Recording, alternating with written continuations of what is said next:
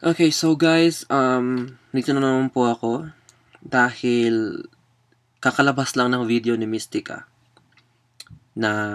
second video niya. Di ko pa siya napapanood kaya gusto kong panoorin kasama kayo. Ito. Tingnan natin kung anong masasabi niya. Okay. Okay, marami po ang nagtatanong kung ano po talaga ang magiging decision ko pagkatapos po na nangyari yung viral video. Okay, first of all, nakita niyo kung gaano kagalit ang isang Mystica doon. Kaya gusto ko nga pong noon na naiiyak na siya. magalit at yung talagang umiyak or ano dahil sa galit ko. Pero sinikap ko talaga hindi umiyak.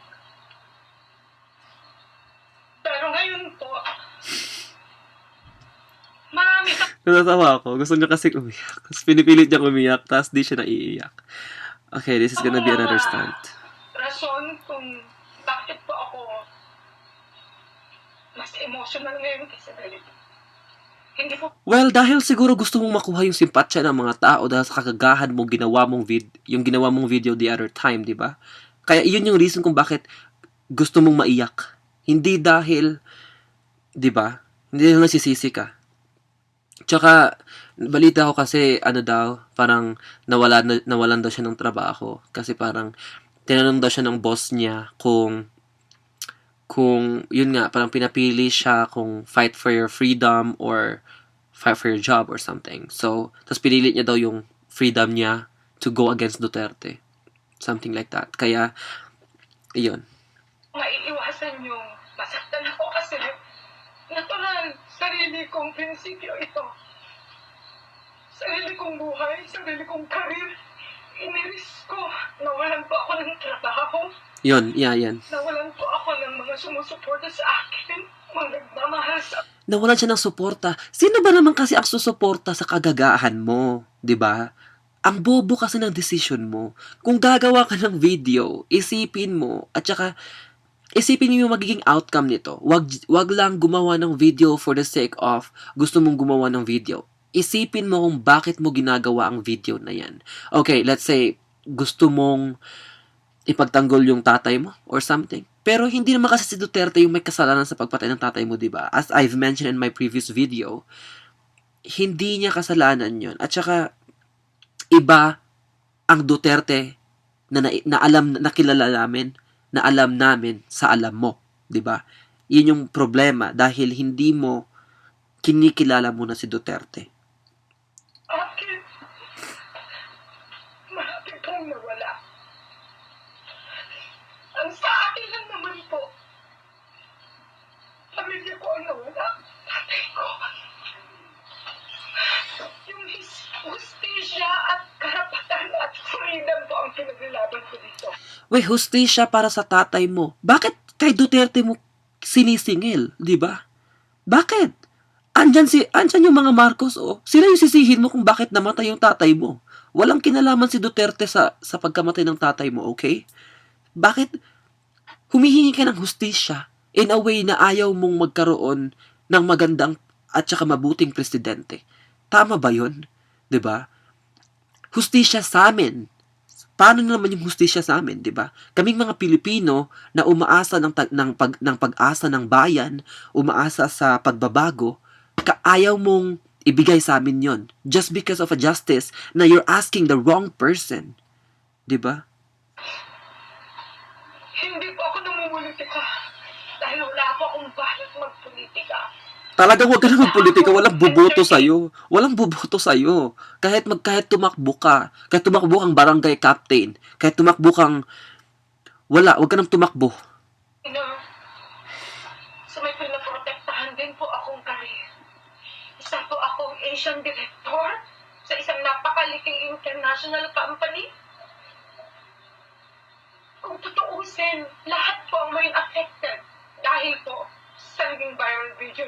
Dapat inisip mo yan. Dapat inisip mo na may pamilya ka, may mga kaibigan ka, may mga katiting ka ring mga fans, at may trabaho ka. Dapat inisip mo lahat ng yun before ka nagpasikat, di ba? Before ka nag-release ng viral video na alam mong kagagahan at kabubuhan, di ba?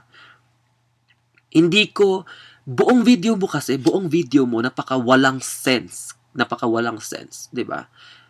Halatang hindi mo ginamit ang utak mo, di ba?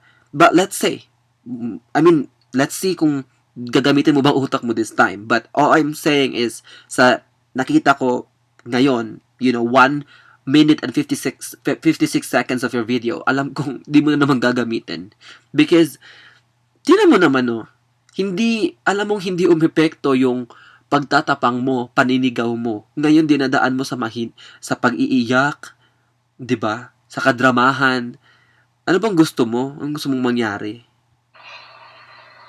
Pero mas pinili ko po na manatili kung ano po yung dignidad na pinaglalaban ko. Integridad. Kahit sabihin na po nila na wala na daw akong integridad. Hindi naman namin sinasabi, okay, ito lang yung liliwanagin ko ha. Hindi ko sinasabi na binabago ko, gusto kong baguhin yung pag-iisip mo. Hindi ko sinasabi na baguhin mo yung paniniwala mo. Nirerespeto ko yan. Minention ko yan sa kabilang video ko. Nirerespeto ko. Pero, there are always better ways and more appropriate ways to express and to explain our points, what we believe in. May mga better kasing paraan para i-express natin ito. Hindi ito madadaan sa paninigaw, hindi ito madadaan sa pananakot, hindi ito madadaan sa pag-aaway. Naniniwala pa rin ako na mas maraming ma-accomplish, mas maraming mapag-uusapan kapag mahinahon tayong nag-uusap, 'di ba? Hindi namin binabago ang paniniwala mo. Namatay man ang tatay mo, nakikiramay ako. Sumalangit nawa ang kanyang kaluluwa, pero hindi pa rin tama na gawin mo itong excuse para isumbat kay Duterte ang lahat, ang pagkamatay ng tatay mo. Dahil walang kinalaman si Duterte dito. In fact, against nga siya sa martial law eh. Sarili niyang nanay, against sa martial law. 'Di ba? Malaking sampal ito kay Mayor Duterte na parang he will go against his own mom dahil ayaw ng nanay niya sa martial law, tapos i-declare niyang martial law, 'di ba? Hindi 'yon plano ni Duterte, 'di ba? Hindi 'yon mangyayari. Kaya kung natatakot ka, nangangamba ka na maulit yung martial law, hindi 'yon mangyayari. Huwag kang mag-alala. I assure you, hindi yun mangyayari. Dahil siya mismo, tutol siya dito. Okay? Istrikto lang siya, pero hindi siya malupit. Matapang lang siya, istrikto lang siya, pero hindi siya mapagsamantala. Masakit po talaga sa akin na marami pong humusga. Pero sa akin lang po, kung kayo ang nawalan ng ama. Kung ako mawawalan ng ama, let's say for the same reason na nabuhay na, let's say for the same reason na nagka-martial law ngayon, tas pinatay yung tatay ko, 'di ba? Nang walang kalaban-laban. 'Di ba? Pinaka-brutal na way, let's go to the extremes. Hindi ko sisisihin yung taong walang kinalaman dito. Hindi ko isisisi sa ibang tao na wala namang kinalaman dito ang pagkamatay ng tatay ko. 'Di ba?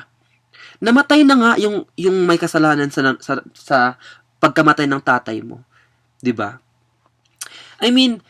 Okay, martial law, 'di ba? 'Yun yung kinakatakutan mo. Hindi 'yun ang mangyayari sa liderato ni Mayor Duterte. 'Di ba? Hindi 'yun ang magiging results ng pagkakaupo niya. Kaya kung natatakot ka, hindi ka dapat matakot. Huwag kang matakot kay Duterte. As long as wala kang ginagawang masama, 'di ba? Pero pag may ginagawa kang masama, matakot ka nga, 'di ba?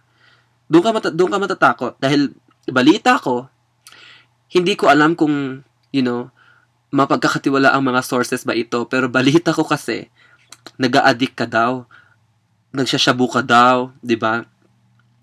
Kaya ka siguro natatakot kay Duterte for those reasons, 'di ba? Dahil alam mo na mananagot ka kapag ginawa mo 'yan. Isa pa, sa club ka nagtatrabaho, 'di ba? Alam mo na pag may curfew, hindi ka natatakot dahil ibratatat ka. Hindi ka natatakot doon. Natatakot ka na mahinto yung trabaho mo sa club, 'di ba? Doon ka natatakot. Hindi ka natatakot dahil papatayin ka or something. No. Kaya kung wala ka namang ginagawang masama, kayo mga kababayan, kung wala kayong ginagawang masama, wala kayong dapat katakutan, 'di ba? In fact, kung mabuti ang ginagawa mo, 'di ba? Mabuti rin ang pakikitungo sa iyo ni Duterte. Pero pag masama ang ginagawa mo, paano magiging mabuti sa iyo si Duterte? Paano magiging mabuti sa iyo ang batas, 'di ba? Kung kayo po ang nawalan ng hustisya,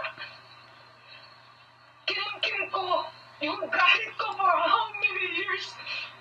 Ang nakita niyo po, Yun na nga, hustisya na sa iba mo pilit na kinukuha, sa ibang tao na wala namang kinalaman dito. Hustisya na sinisingil mo sa iba, 'di ba? Yun yung pagkakaiba kasi na okay, if you were oppressed, if you were parang ano ka, basta naagrabyado ka sa sitwasyon na to, okay, seek for justice, 'di ba? Tutulungan pa kita kung gusto mo. Pero mali ang hustisya na gusto mong kunin. You are being unreasonable, 'di ba? Hindi siya makatwiran.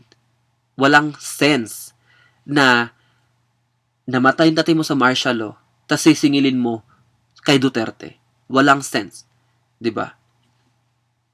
pinost ko pa mo yung kanta na kinapost ko, na idinedicate ko sa aking tatay, yung I'll Bring You Back to Life. At nakita niyo rin po. Napakinggan niyo ba yung kinompose niya daw na song? Ewan ko kung yung kinanta niya ba, basta pinost niya daw yon na I'll Bring You Back to Life. Panood niyo ba? Hindi ko kasi napanood eh. Sa kantang yun, so umpisa pa lang yun yung bratatat ng gano'n. Pinagtatawanan ako dahil sa bratatat. Pero hindi nila alam yung bratatat na yun ang nagiging nightmare sa buhay ko hanggang ngayon. Well, I'm so sorry for that. Yeah, we understand mahirap yung pinagdadaanan mo. 'Di ba? Pero mali na gagamitin mo ito para manira ng ibang tao, 'di ba? If you have nightmares, consult a doctor, 'di ba? Consult the right people na dapat mong kinokonsult, dapat mong nilalapitan. Pero baka naman kasi ibang mga tao ang kinokonsulta mo. That's why you are getting the wrong answers, 'di ba? Nakakaawa, okay. Naawa ako sa iyo dahil hindi easy na mamatayan ng tatay, alam ko. Pero hindi rin tama na isisi mo ito sa iba.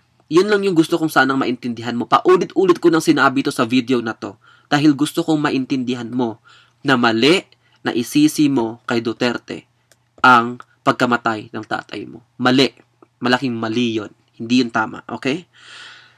Namatay yung tatay mo, okay, we're sorry for that. Nakikiramay kami sa'yo. Pero mali lang talaga, okay? I mentioned it for the other time. Mali talaga na isisi mo sa ibang tao ang pagkamatay ng tatay mo.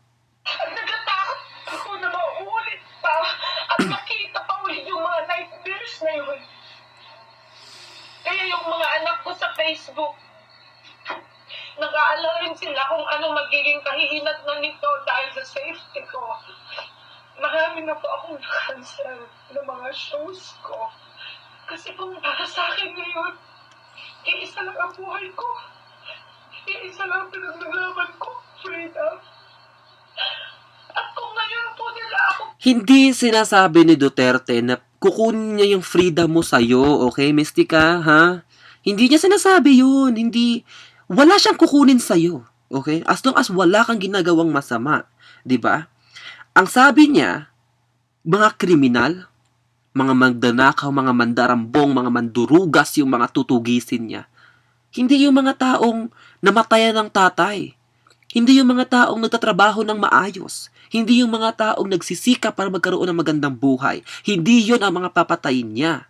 Okay? Hindi yun ang mga tutugisin niya. Yun yung kailangan mong maintindihan. Wala siyang kukunin sa'yo. The life you have right now will be the same life you're gonna be living the next few years. Wala siyang kukunin sa'yo. Yun yung kailangan mong maintindihan, okay? So, hindi ko alam kung bakit nagagalit ka. Hindi ko alam kung bakit nagdadrama ka ngayon. 'Di ba? Basta, hindi si Duterte ang taong iniisip mong siya. Papatayin at hindi ko po na ipaglaban ko anong pinaglalaban ko. Napakasakit po yun. Dahil hindi ko nabigyan ng hustisya ang tatay at pamilya ko. Ngayon, sa labang ito, nakaganda po ako kahit anong mangyari. Hindi nabigyan ng hustisya ang pagkamatay ng tatay niya. Kasi yung tatay niya daw, he parang he went against the Marcoses. Parang kumampi kay Cory para magkaroon ng kalayaan ang bansa. 'Di ba? Yun, namatay yung tatay niya dahil sa ginawang yon. Ang tanong ko lang, ano ba ang pinaglalaban ng tatay mo? 'Di ba ang magkaroon ng kalayaan? Which, nakamit naman ng Pilipinas. Yun ang hustisya na hinahanap mo.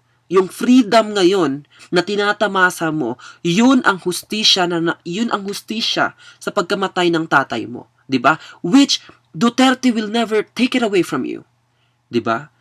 Nakuha mo ang hustisya, hindi mo lang ito nakita. Sa tingin mo ba, kung hindi mo nakuha ang hustisya, sana mas marami pang buhay ang nawala, 'di ba? Sana hindi na dethrone si Marcos. Sana wala kang freedom ngayon at ang buong bansa, ang lahat ng mga Pilipino sana walang freedom, 'di ba? So yung sa tatay mo, we're very thankful for him kasi he was one of the people who helped us get that freedom. 'Di ba? Yun ang hustisya. Yun ang hustisya para sa tatay mo, 'di ba? Sana naman po, marami pong susuporta kung ano man yung pinaglalaban ko kasi hindi Marami ang ko para susuporta sa pinaglalaban mo kung ito ay tama, 'di ba? Hindi mo kailangang mag-beg sa amin. Hindi mo kailangang hingin sa amin 'yon. Kung ikaw tama ang pinaglalaban mo, ako mismo susuporta sa iyo, 'di ba? Pero wala akong nakikitang tama sa pinaglalaban mo eh. Wala. Kung tama ang pinaglalaban mo, susuportahan kita sa kahit anong ways na kailangan mo. Pero wala talaga ako nakikitang tama, 'di ba? po sa ating lahat. Para po sa kapalagian ng lahat. Dahil oras na nagkamali po tayo ng desisyon. Magiging masahol pa po ang buhay natin. Ang marshal yun noon. Kasi hindi nila nakita. Hindi na imulat sa kanila kung gaano kahirap imulan ka ng karapatan. Dahil wala ka. Okay, ito na naman tayo sa usapang to. Hindi nga kukunin sa'yo ang karapatan mo ni Duterte. Hindi niya kukunin yun. Hindi niya gagawin yun sa'yo. Okay? I hope you feel better. But, hindi niya kukunin yun sa'yo. Ano na-mention niya? Kalimutan ko. Baril. Katulad po ng sinabi ni Duterte, magkakaisahin niya lahat ang mga militar, private or public, o mga militar na nasa gobyerno. Pagkakaisahin niya lahat. Yes, because he needs that. He needs them for his plans. And his plans are not to, hindi para magsimula ng martial law. His plans is to clear out criminals, drugs, corruption in the country. Yun yung niya. Yun yung gusto niyang gawin. Hindi dahil papatayin ka niya. Hindi dahil papatayin niya yung sino pa. 'Di ba? Hindi yun. Hindi yun ang gagawin niya. Kaya, ewan ko. At ano ito? Hindi na kay Duterte ang kamay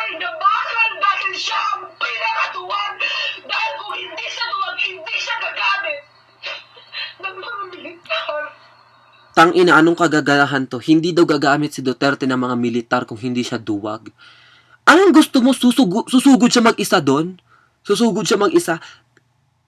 Tangina. Alam mo yung mga bayani, may nakita ka bang bayani na buhay? 'Di ba? Wala, 'di ba? Lahat nandun.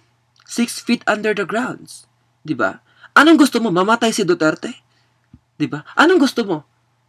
Mamatay yung taong pag-asa ng bayan? 'Di ba? Kahit sinong presidente kailangan ng militar.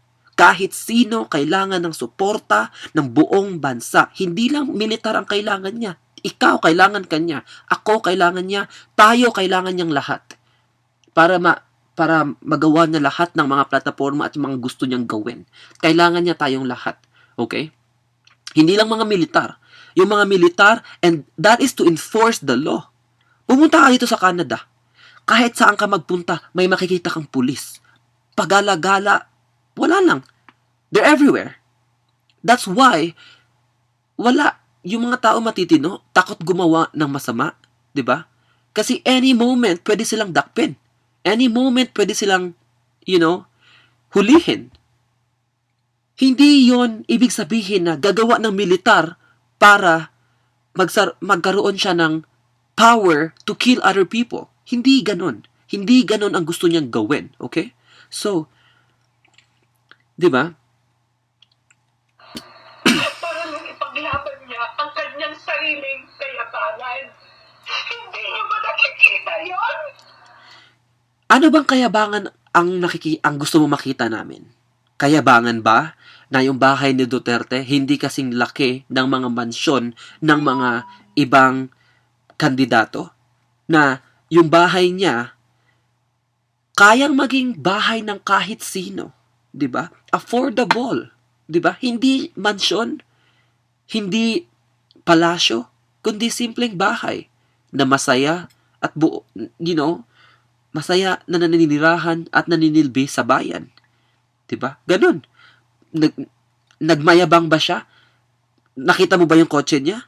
Nakita mo ba yung mga kayamanan niya? May mga suot ba siyang, diamante, ginto sa sa katawan niya? Wala, 'di ba?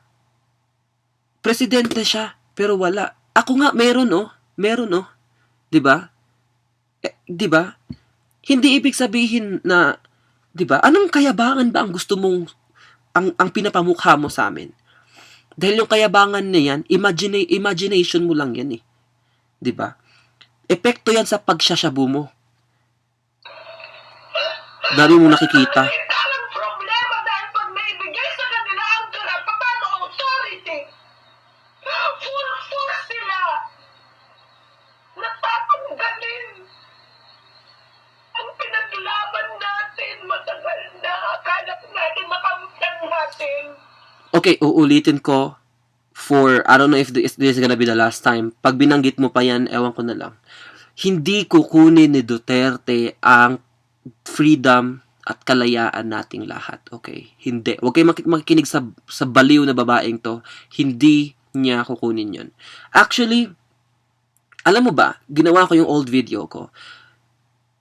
Ang nababasa ko yung mga comments, may pros and cons. Sa mga pros, Duterte po tayo mga kababayan. Sa mga cons naman na sinasabing, intindihin natin si Mystica dahil may pinagdadaanan siya, namatayan siya and stuff like that. To be honest, I was moved. Naawa ako sa'yo. Naramdaman ko yung sakit na nawalan ka ng tatay. 'Di ba? Naawa ako. I was gonna message you on Facebook. 'Di ba? Since friends naman tayo sa Facebook. So, alam mo yun?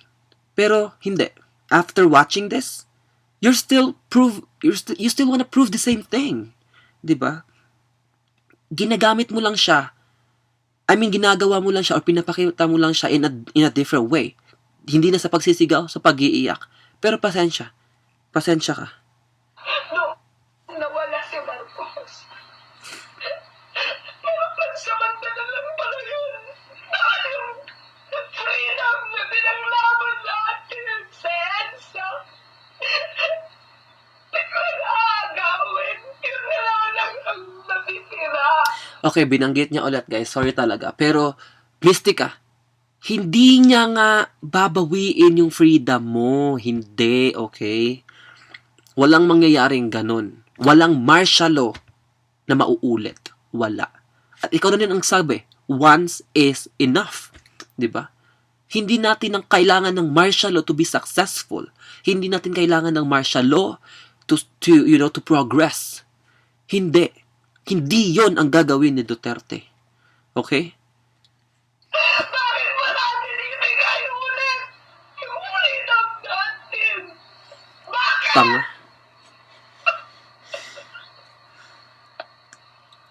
Usually, pag nanonood ako ng drama tas may umiiyak, naiiyak ako or naaawa ako. Dito, ewan ko. Mag-isip ka kayo. Ikaw mag-isip. Awal yun na. Hay na. Tayo pang sinasabihan niyang mag-isip daw. Yun, tapos na yung video. Tayo pang sinasabihan niyang mag-isip. Kapal na mukha, di ba? Ewan ko, ano bang kinakain mo? Hindi kita maintindihan, honestly. Hindi ko alam kung anong pinagsasabi mo talaga. Pero, mga kababayan, matuto po tayong makinig. Matuto po tayong mag-scan ng mga tao kung sino ang dapat nating paniwalaan, okay? Si Duterte, mabait na tao. Patulungin, maawain, di ba? Alam natin, kilala natin siya. Oo, nagbumura siya. Pero mas gusto nyo ba yung taong, desente kung makaakta, kung makaasta, akala mo anghel, ang bait-bait, hindi nagmumura. O itong taong nagmumura, pero alam natin ang pagkakatiwalaan. Alam natin ang capabilities niya, kung ano ang kaya niyang gawin, 'di ba? Anong magagawa niya, at kung sino talaga siya, 'di ba? Hindi yung mga politikong mabulaklak masyado yung bunganga, ipapangako sa'yo yung bituin at mga buwan, 'di ba? Kaysa naman sa taong alam mo 'yun, may napatunayan, 'di ba? Hindi ko maintindihan kung saan hinuhugot na naman ni Mystica itong katangahan at kabobohan na to. Pero sana solid pa rin tayo, 'di ba? Kailangan tayo ni Duterte as much as we need him, 'di ba? We need Duterte as much as he needs us. Kailangan niya ng suporta nating lahat. Kailangan niya ang bawat isa sa atin. Kailangan niya, 'di ba? Wala siyang makinarya, wala siyang pera para tustusan lahat ng kampanya niya, pero nandito tayo. Tayo ang magkakampanya sa kanya. Okay? Tayo ang susuporta sa kanya at tayo ang magpapanalo sa kanya. Alam kong mananalo si Duterte. Alam ko ang lakas ng tibok ng puso ko pagdating sa pagkapanalo niya. Alam ko na mananalo siya at alam ko na susuportahan niyo siya. Sana lang wag tayong bumitaw. Sana lang wag tayong masilaw sa kahit anong paninira ng ibang tao tulad ng baliw na to. 'Di ba? At saka kilala natin siya higit sa sino man. Kilala natin siya na mabait, matulungin at mahal at may malasakit sa bayan, 'di ba? Alam natin na hindi siya magnanakaw. Alam natin na gagawin niya lahat ng pinangako niya, 'di ba? He's not gonna give us the perfect country. He's not gonna give us the best country, but he's gonna give us a better one, 'di ba? Better na deserve nating lahat. Better na alam nating kaya niyang gawin, 'di ba? Sana lang we're gonna be voting wisely. Sana lang wag natin siyang bibitawan. Dahil siya na lang ang pag-asa natin. Huwag natin siyang bibitawan dahil alam natin na siya ang kailangan ng bansa. Alam natin na no one deserves it more than him, 'di ba? Alam natin na si Duterte ang magbibigay sa atin ng mas magandang buhay, yung tipong hindi na tayo manliliit kapag kaharap natin ang ibang lahi, kapag kaharap natin ang mga taong galing sa ibang bansa, dahil alam natin na we're as good as them, na we're in the same situation as them. Okay? Thank you guys.